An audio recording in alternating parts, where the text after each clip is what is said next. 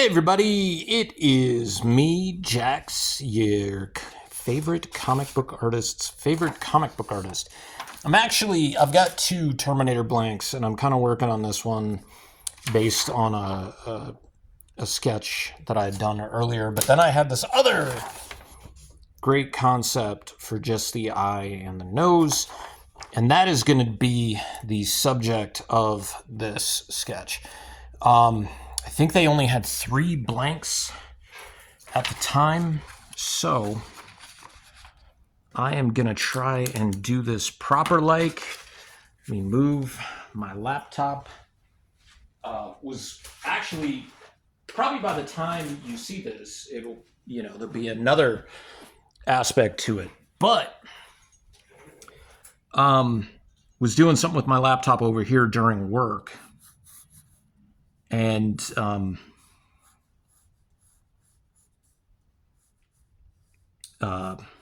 just blanked and had to do it during lunch. And it's something involving sketch cards. And I think if you're a fan of original sketch cards, I think you're going to like it. I have a buddy, Richard. He is on YouTube as well. I've directed you to his page. He does these little custom slabs for some of his original sketch cards. And I was looking at stuff online to be able to purchase some blank, like they look like grading slabs, and they have a spot for for the little label, and then you got a spot for the card to go in. And so I was designing some labels, and I hit up Richard yesterday, and I was just like, so this is what I'm thinking of doing. He was like, I think that's a good idea. He showed me one of the slabs that he had made, and it looks really, really cool. So I wanted to come up with my own design and everything, and then hit him up again when I had my design down. I knew what it was going to say and be and everything, but at the same time I was just like, I need help with, what do you think the language should be on it? Should it say original sketch card and then have my name, or should it be one of one sketch card and then have my name on it? And I'll show it to you guys once I get the slabs and I put one together. I ordered those slabs online. I only ordered 10 of them because, I don't know what the process is going to be like putting them together. So, we'll have to see, right? And then I'll be able to show you guys specifically. But I did one slab of each because he was just like, I like one of one and I like original sketch card. And I was just like, yeah, I kind of like those too. And then I'd already kind of decided what I was going to go with once I had it designed out, and showed him again. And he was just like, the one that says original looks a little better. And I agreed because it was, it just visually it balances a lot better, because one of one, the numbers kind of throw it off a little bit with my name right underneath it, and the original it seems to just balance from a visual standpoint, right?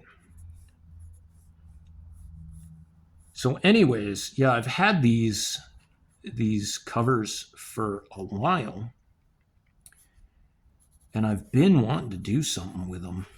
I was hoping to get some commissions with them, and but sometimes you got to just draw on them to get people to stand up and take notice. And I did an inking video that went up a little bit ago for my book, and I was just like, you know what? I haven't done another sketch cover in a while. And so I thought this would be nice. And I chose, like, I thought about using the other blank and just erasing the side skull on it, but I tend to do that kind of stuff a lot, where like I just like kind of fresh start over, and I'm like, no, you got to stick with some of this stuff. And these things don't have to be perfect and everything. So it also helps that this is darker, because then I can play with more ink stuff, and I can play with like lighting, and there can be like more flaws, and then it'll pop more with that white gel pen and some paint pens and stuff. And I wasn't even planning on making the piece this big, quite honestly. Like, where did, oh, there it is. Well, guess that's how we're gonna do it with this video.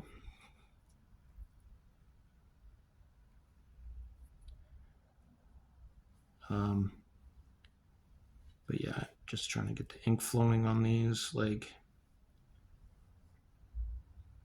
sometimes it's easier than other times. But yeah, as always, if you like what you see, I would appreciate you liking, commenting, subscribing. Couple of weeks ago, by the time you see this, it was actually last week, but by the time you see this, it will have been a couple of weeks ago. I had posted a video and I got up to 180 subscribers, and I was just like, okay, that's cool. And that's not a lot of subscribers. I'd love to be, around the 400 or 500 mark. And I don't know what it is that's keeping people from subscribing, because a lot of the videos, I'm not getting a ton of like, views and stuff like that. My toy show haul got quite a bit of views. I mean, it topped 80. And somebody might say, well, that's not really that impressive. And I'm like, but for me, 80 views on a video is really good. And the other thing is, like, I'm not really hoping, because it would be kind of futile at this point. I would have blown up already, right? I'm not really hoping to be able to monetize my YouTube. If people want to support me, if people want to, get artwork and stuff, they can. I encourage them to hit me up and get a commission, buy my comic books, support the upcoming small crowdfunding campaign that I'm going to do for Welcome to Pleasant Falls Chapter 1. Because that's a better way to like support me, right? Than, just watching this channel, because you need, thousands of subscribers, you need hundreds and thousands of views on each video in order to make money. And you know what? Like, right now, with the artwork that I'm doing on Pleasant Falls, like, I'm having fun, man. Like, I am enjoying the artwork process. I am enjoying what I'm doing with it. I hope you guys liked the ink video and the concept art video as well. And encourage you to, keep watching, and if there's something that you're wanting, I can put it together for you, of course. And then also, maybe there's like an art video that you want to see, like, oh, how do you do this? Or what's your technique for this? I'd love to start doing stuff like that. I think those are fun videos. I've actually been watching quite a few more art specific videos on YouTube. Like, I forget his last name, Mohammed, and Sam does art. And I really like both of them because, one, they have these they're both really positive, right? Like even if they're dealing with like some subject matter where somebody's trolling or being a jerk or whatever to other artists, like they have this like really nice calm demeanor about it. And especially with Muhammad, his voice is so very monotone, and I was just thinking about it today. It's almost like ASMR, like watching his videos. Like I don't even like I watch his videos, but at the same time, like it's kind of that whole Bob Ross thing, right? Where you don't need to watch the videos, you can just listen to him, and it's really kind of soothing. It's kind of nice, right? Because the world is like so crazy and chaotic, and um, so it's kind of nice to have like that calm demeanor. Like my mom came over last week to watch my dogs 2 days. Well, the dogs went over to her house 3 days while my bathroom was being worked on and remodeled, and then I had to be in the office on Thursday and Fridays. And so she modified her schedule. Fortunately, she's retired so that the workers could continue coming in during the week. And she babysat my dogs. And she came. I think it was Friday. She came in on Friday, and I was like sitting down with coffee before I left for work, and I left late for work because I was talking to her. But anyways, I had one of Muhammad's videos on, and I was just like, he's got such a like a soft, soothing voice, and for whatever reason, like I was just like, yeah, like the British or whatever voice, and she's like, yeah, and like come to really realize like he is African, and I mean he says it in his video, and I'm like, how did I not hear that in his voice? Like, um, but I was just like, he's just so nice and calm and everything, like it's kind of nice to watch a video where somebody's not yelling and screaming or being, capitalizing on negativity. And I mean, his is a reaction channel, but he's also like an artist. And I've been watching like Cat and Chat, and I like her videos. I do. But she, with her streams and stuff like that, she tends to play into like the really negative side of things. And don't get me wrong, there's like a lot of BS that goes on in the art community, like, people using AI, fucking hate AI. There's, all the scammers who are trying to get people to purchase commissions from them, and do like these big complex things, and, running away with tens of thousands of dollars, and, not turning any work out for people. So like, there are quite a few, bad faith actors out there. Not all of them, though. There's a lot more positive than there is negative, quite honestly. And I think that's something that Muhammad really focuses on. And he's just like, I don't understand why this person reacted this way or said this to this artist. This artist is a young artist, or they're a beginner artist, and there's, not really, if you're starting out, like it's okay to make mistakes. You're you're still going to be successful, like very Bob Rossian, right? um and pointing out things with AI, and people pretending to be beginner artists to like do things and stuff like that. But it's also like very um problematic. It's almost like doom scrolling sometimes with some um, content creators. Like you like to see them, you like to hear their voice, you like their content, but at the same time, it's like, here we go. Um, it's all the same, and I kind of like having that variety in terms of being able to um, you know, have something that I want to watch and I look forward to when it pops up. Like, And it's also kind of nice because I usually find channels run by women to be a lot more soothing. And so, like, in this case, it's kind of interesting because it's not that I dislike Cat and Chat at all. It's that if I compare and contrast them as like art channels, right? I like Muhammad's channel better. And it's all personal preference. It's all how you break things down.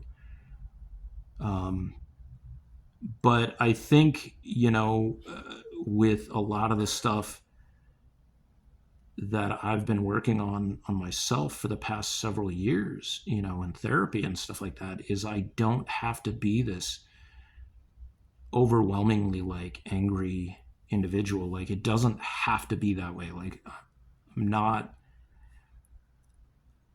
I'm not genetically predispositioned to have to be this miserable human being. And I think that has really helped with so many aspects of my life, like balancing it. Like, I am still an angry person, don't get me wrong. Like, but I'm not a volatile person. With all the stuff that's going on in the world, like, yeah, I am,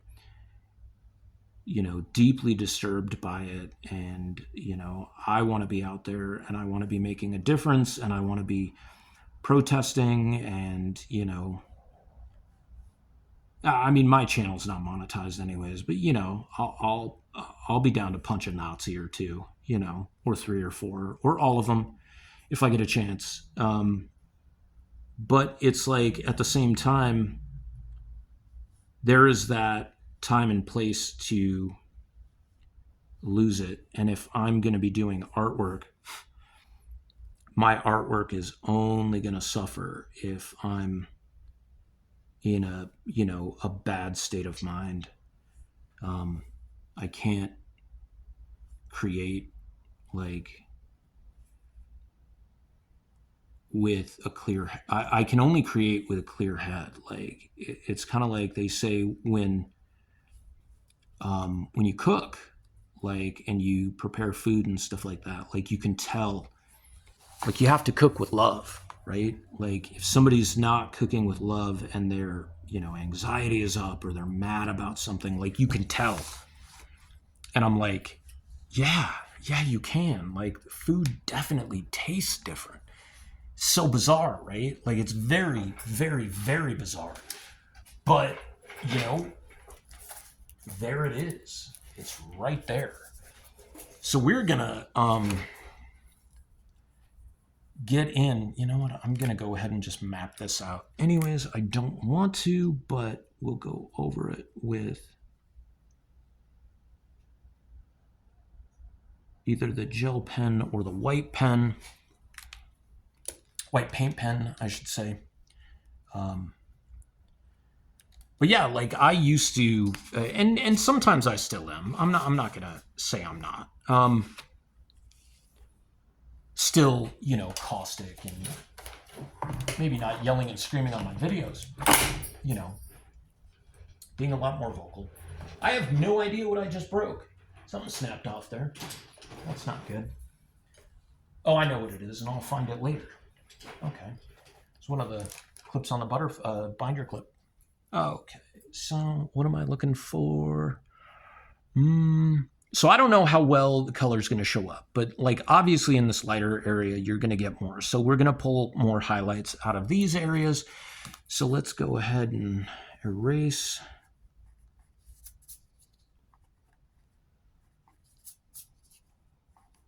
Also, I guess, in a lot of my videos, like when I do my like walkthroughs and stuff like that, and I'll ask you, like, what is your favorite piece that I showed you, or something along those lines. But like, so I mean, if I ask, what's your favorite Terminator movie? Like, it's either going to be Terminator or it's going to be Terminator 2, right?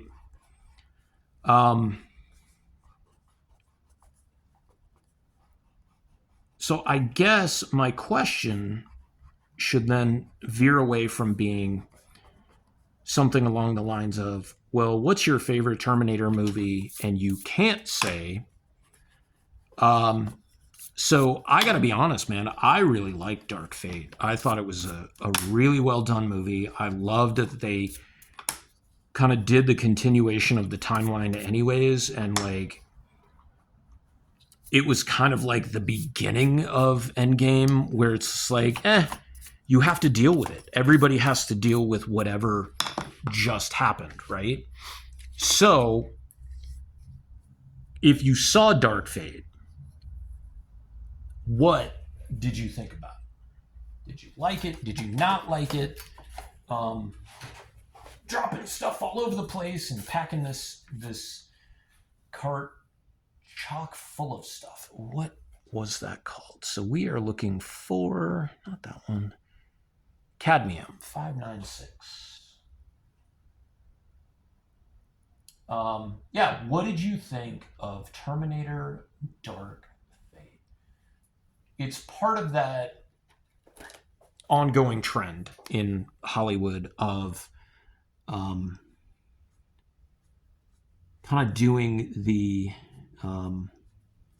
legacy characters, right? Like they tried it with Terminator or with Texas Chainsaw Massacre, and that movie was just horrible, I should say,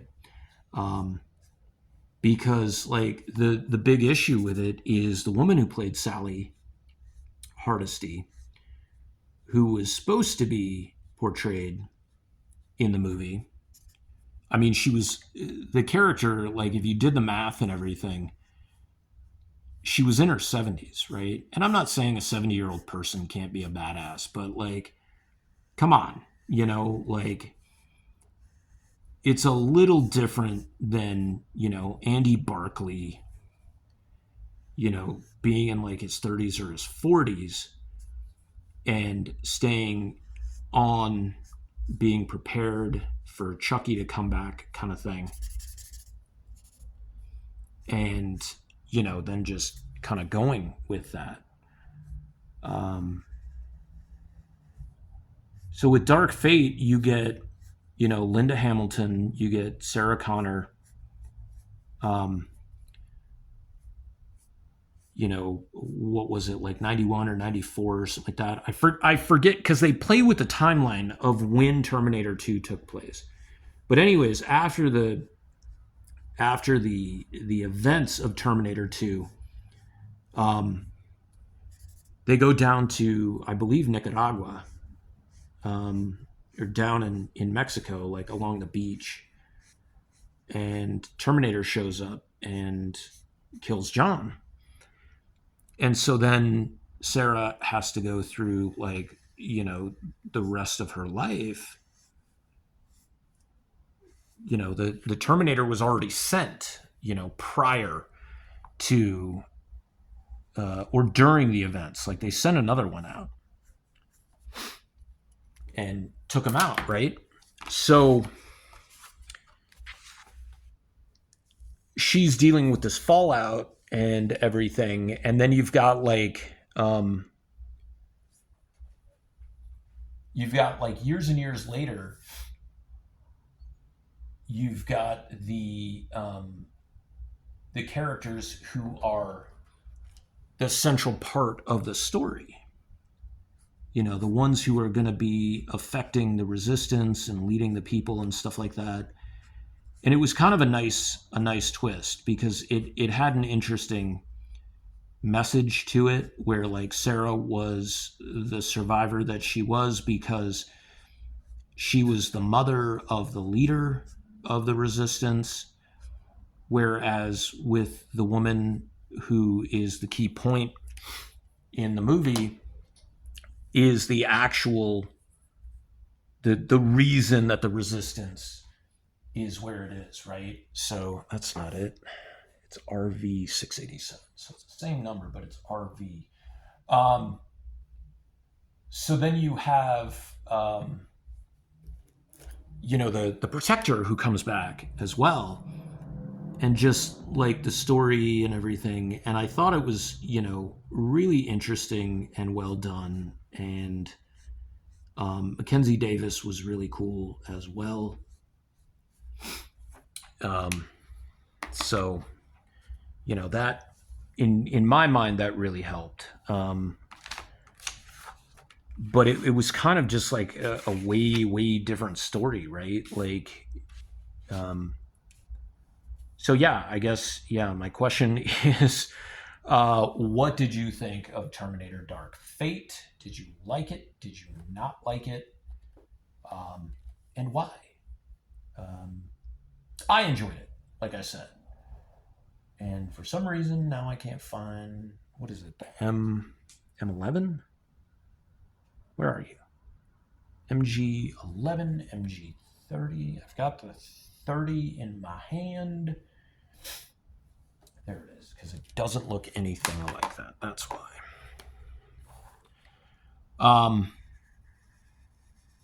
But yeah, while I'm making this video, we've got Street Fair, Tucson Street Fair coming up this weekend. I may or may not be attending. It is a humongous event. It is food, it is art, it is music. So, I mean, food, art, and music to me is all art. And somebody might get mad and be like, it's all art. Why are you saying food, art, and music? Like, they're all the same thing. I think art in the visual sense, music in the auditory sense, and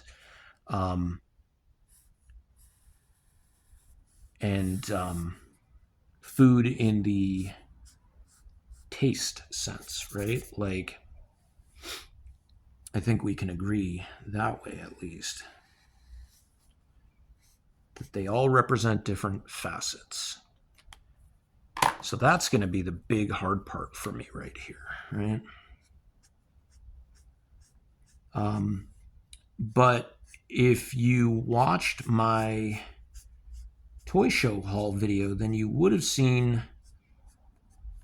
the Godzilla -1 custom paint job from Sean Paul Toys, and he's pulling double duty this weekend. Like, he's going to be at the Street Fair Friday and Saturday. Friday I won't be able to go because I'll be working. And then Saturday he's going to be here. And then on Saturday he's going to go up to Phoenix for ASCAF, the Arizona Comic and Arts Fest, which I did the last couple of years, but I'm not doing this year. And then he is coming back for Sunday at the Street Fair. And he said he has the Gamera piece all finished and painted, and he just has to add like the clear coat varnish so that it'll stay. And I'm super psyched to see that.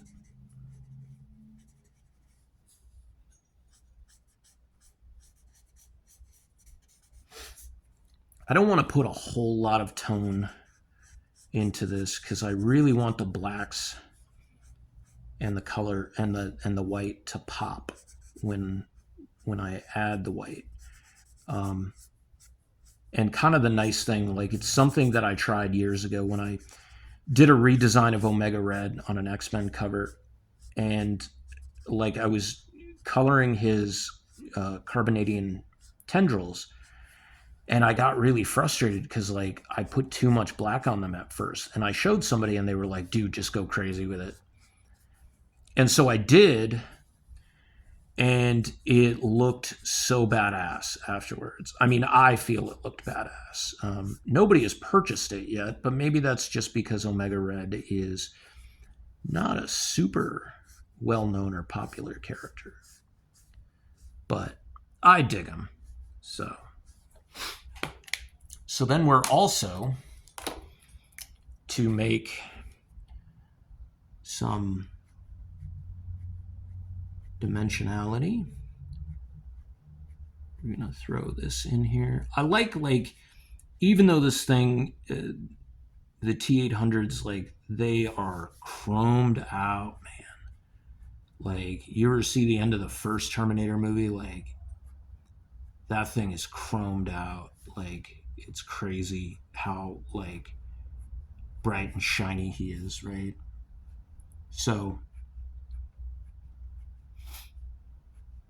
I like putting, like, the little imperfections on him, like the little nicks and ticks and stuff like that, so that you get um, the idea that he's, like, he's metal and he's been through some shit. And I mean, you ever see, the chrome on a pickup truck after it has, actually done some hauling and off-roading and, traditional truck stuff after, 10, 15 years? Well, like, that's essentially what the T800s were, running, because they were infiltration units, right? So they were out there. They were infantry. They were, getting shot up and blasted and everything. Um, I don't know, man. Terminators are like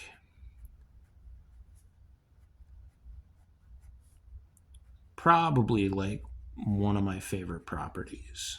You know, I feel like I could probably write a pretty decent Terminator story. Um, Gotta come up with that. But where are we going with that? Like, I don't know why. I think that was just dragged a little bit. So that's the coral.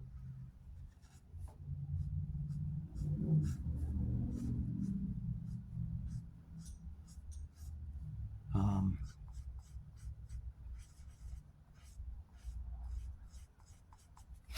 but yeah, I feel like I could write a pretty decent Terminator story. Let's see here.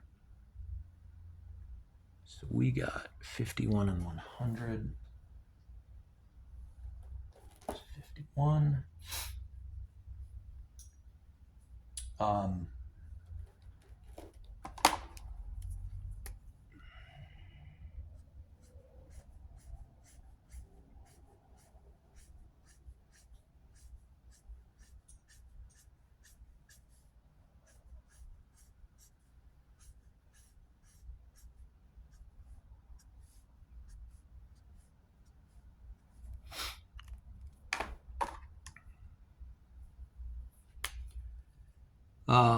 but yeah. And there's a lot of properties I think I could write, decent stories for. I could probably write. I mean, I could definitely write the hell out of some horror. Like, probably write a great Friday the 13th story. Um, Texas Chainsaw, Child's Play. I think I could probably do some seriously good damage with those. And yeah, like, but um,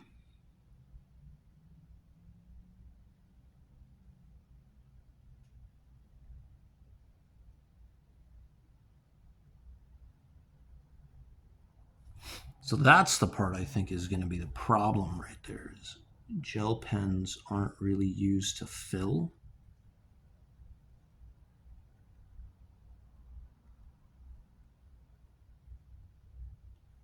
But I'd rather not use a paint pen if I can help it. It would be so much quicker though. So we'll see. The nice thing about paint pens is you can friggin' go over them. Go over pretty much anything with them, so.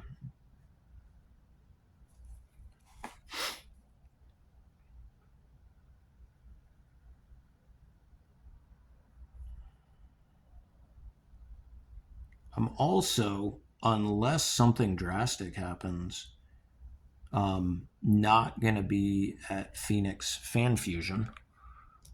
I may go up one day, especially depending on. Sorry, the camera whipped my big old head. I may go up just one day to, get some autographs. Like I said, depending on who's going to be there, maybe get a commission. I was going to say, you got some Poscas. You can do some damage with some Poscas. These are fun markers.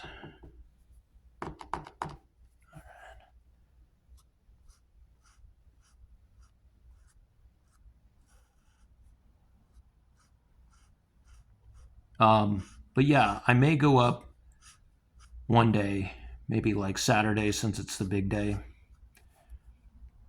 And they're open a smidge later.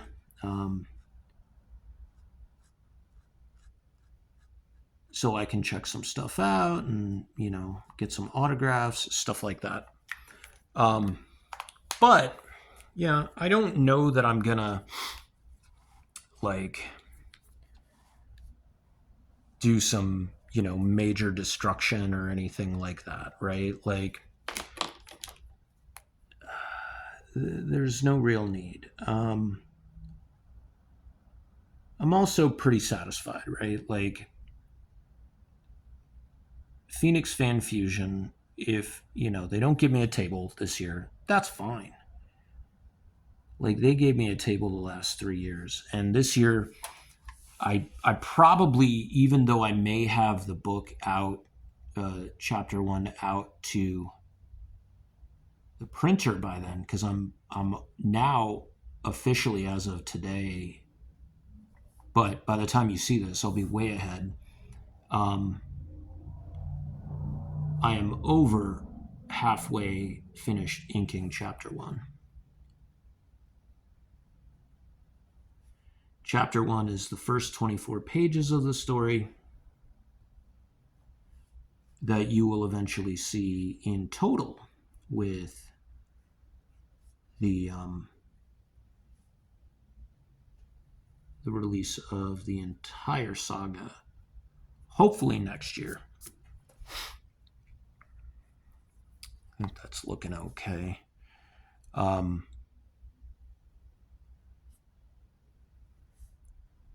But we'll see. It's funny, put the gel pen right there, even though you can't really see anything. But that's okay. Trace it over the orange, and you've got it. But yeah, I can't be mad at Phoenix for not inviting me this year. They did a bang up job the last couple of years. I feel really fortunate to have been able to be there, and hopefully, next year or whatever, when I'm all done with Pleasant Falls, and they see that, and hopefully that kind of takes. I'm not gonna take the industry by storm, right? But I'm not reinventing the wheel. I'm just telling the story a much different way with different characterizations and different machinations and stuff like that. So it's my own full take on horror. And yeah, I did Fuzzy Face before, but that was, one, I didn't write that. And two,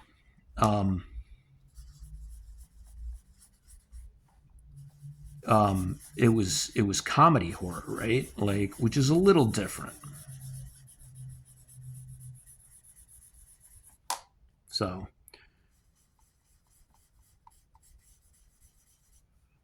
I think this will help pop it just a little bit more.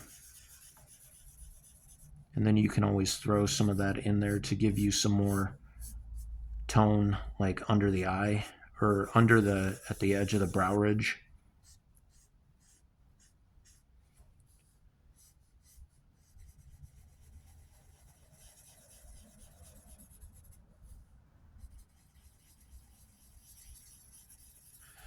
But yeah, I gotta tell you, man, like I am super happy with what I've been producing lately, art wise. I know, like I was always really happy with the Bubba Patrol and what I was producing with it. And don't get me wrong, to me that will always be one of, if not my greatest achievement in comic books. Um, but it's also one of those things that is so special to me that I don't think it's ever, it may never be topped, but I love that I'm able to do some new stuff, right? Like um I wrote a bio, like a small bio for um Tucson Comic Con because I have a table already, but they put out a thing. Hey, do you want to be a guest? Like, here's what you do. You fill out this form. And so I filled it out, and maybe I went a little bit too far with some of it, but I was just like, I've created these characters that people really care about and they really love, and I'm able to go from um, like gritty and macabre, or like superhero doggos, super cute superhero doggos, to gritty and macabre, um,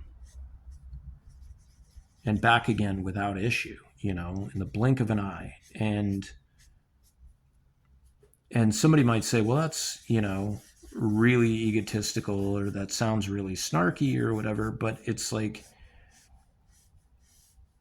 a lot of people play it safe. Like they find success with one thing and they just, keep doing that. Right.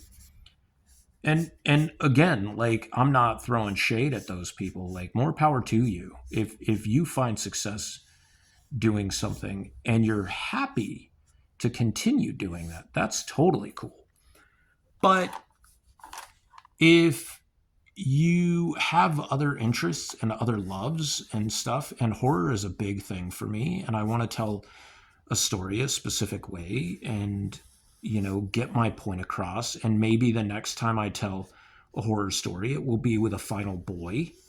Um, we'll be able to like start telling these, more amazing stories than we've been telling, you know. But yeah, I just feel like I have that ability to create characters and do good storytelling and have these characters that you care about, because that's the whole point of storytelling. Where the hell oh, there it is. Because if you don't care about the characters, like none of that matters, right? And I think I've not, like, again, not recreating the wheel by any stretch of the imagination, but figuring that out and figuring out how to tell these compelling stories and make these characters that people want to see.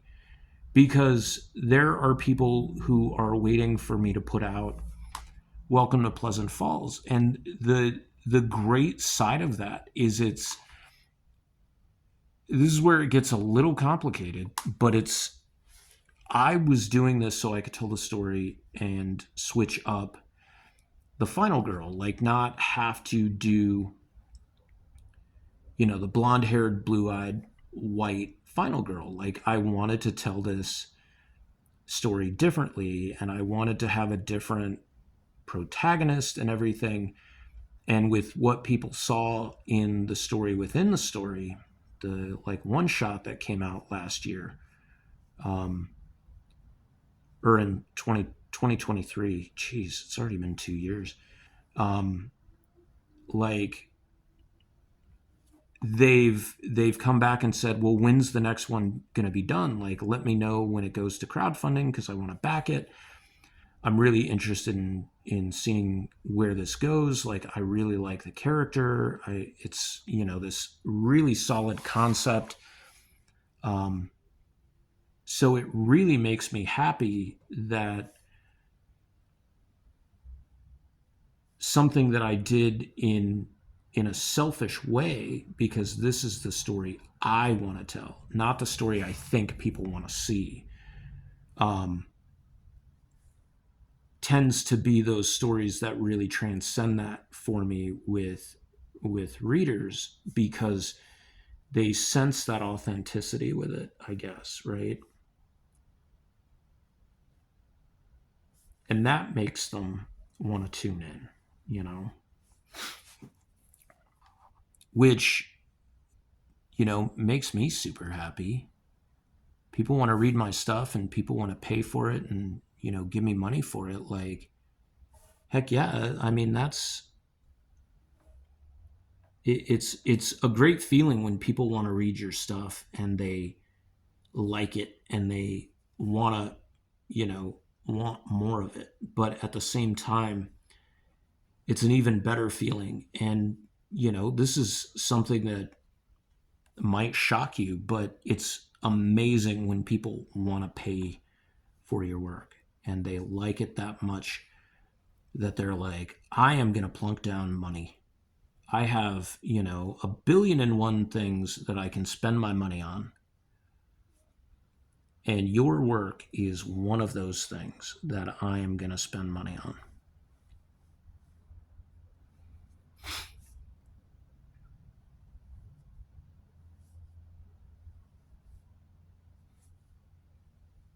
Like, it's a tremendous feeling. It really is.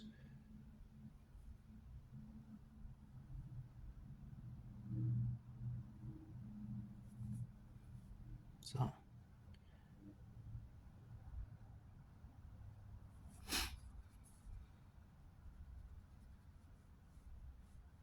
see, this is the point with the Omega Red piece where would have been like, oh no, like, what are you doing? But it's just like, just roll with it.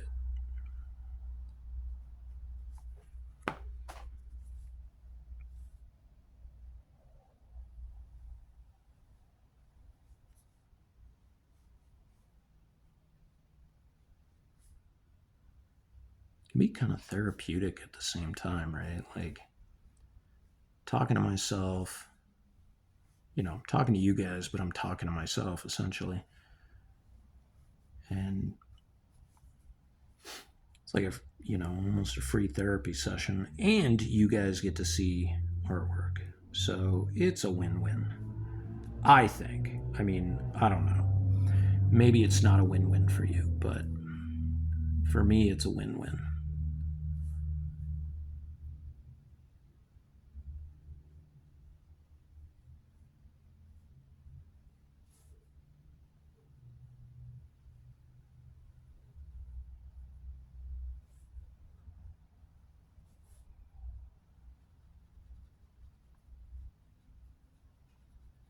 Ooh.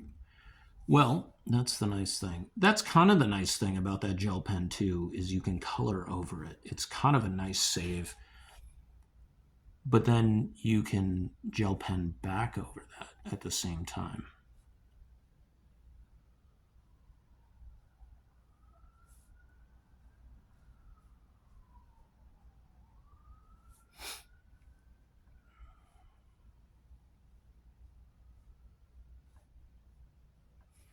But then again, I'm not sure when you're going to see this because it may not go out before then, but there is a new bookstore here in Tucson called Homeward Books Collective. And I will be there in kind of their grand opening. They've been open for a little bit, but their grand opening um, on April 5th. to kind of just show off my stuff along with some other artists and creators in the Tucson area, and just hoping to have like a real nice time and have like kind of a new venue as well, supporting some local artists and a female owned and operated co-op type bookstore. And I think that's pretty cool as well. So that is pretty much it, right?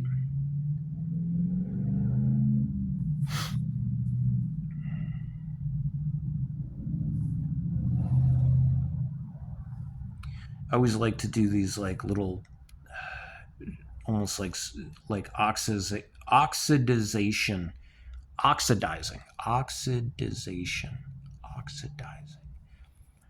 I don't know. Oxidization? Is that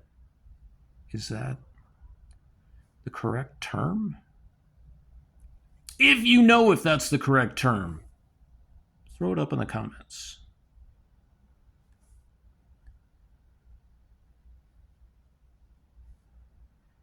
Just to add like these other small imperfections and stuff, like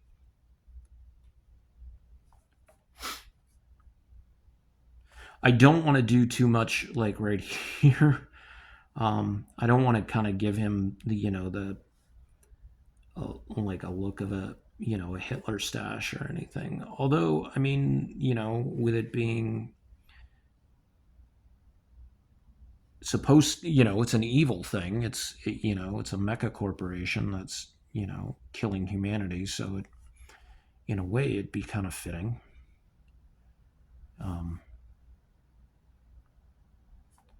But yeah, that is gonna do it.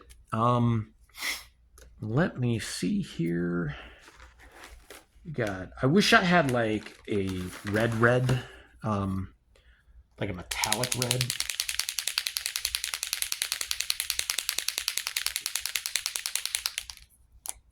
Ready for this?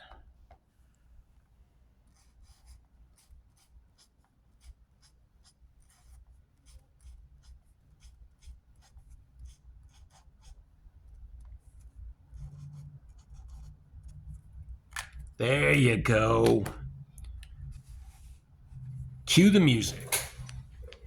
Whoop. All right, guys. Hope you enjoyed that. About an hour's worth of work. It'll probably be on eBay or my Etsy, so check the links below for my shops. Again, like, subscribe, and comment. Till next time.